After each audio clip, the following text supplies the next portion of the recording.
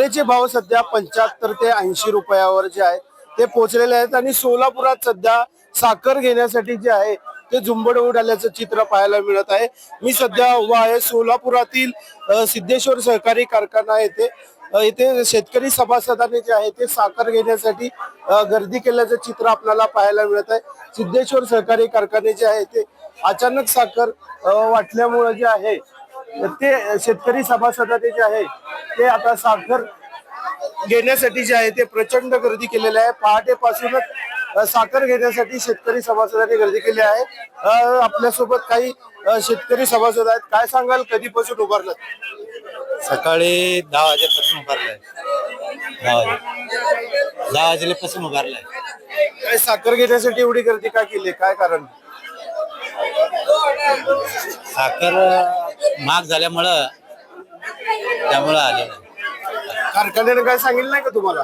काय सांगितलं नाही, काय सांगितलं नाही। काय सांगाल, कधीपासून थांबलाय? सकाळी 6 वाजल्यापासून थांबलोय ते।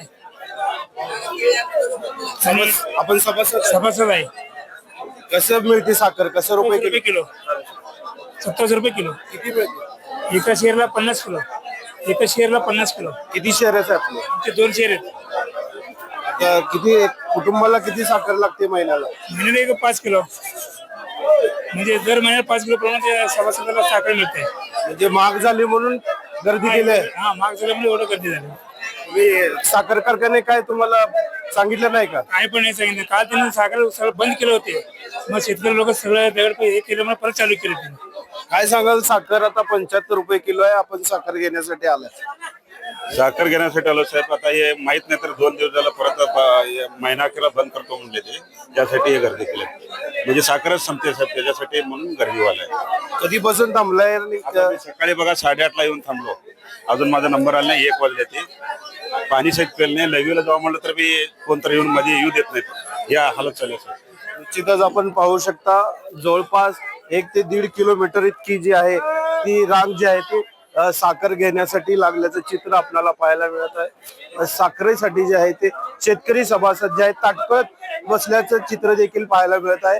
शेतकऱ्यांना जे आहे ते साखर 27 रुपये किलो दराने मिळते आणि सध्या बाजारात जे आहे ते 75 ते 80 रुपये जे दराने जे साखर जे आहे ते मिळत आहे। त्यामुळे महिना अखेरपर्यंत जे आहे ते साखर पूर्णपणे संपून जाईल। त्यामुळे शेतकरी सभासदाने जे आहे ते साखर घेण्यासाठी जे आहे ती गर्दी केली आहे। काय सांगाल, कधी थांबलाय साखर घेण्यासाठी?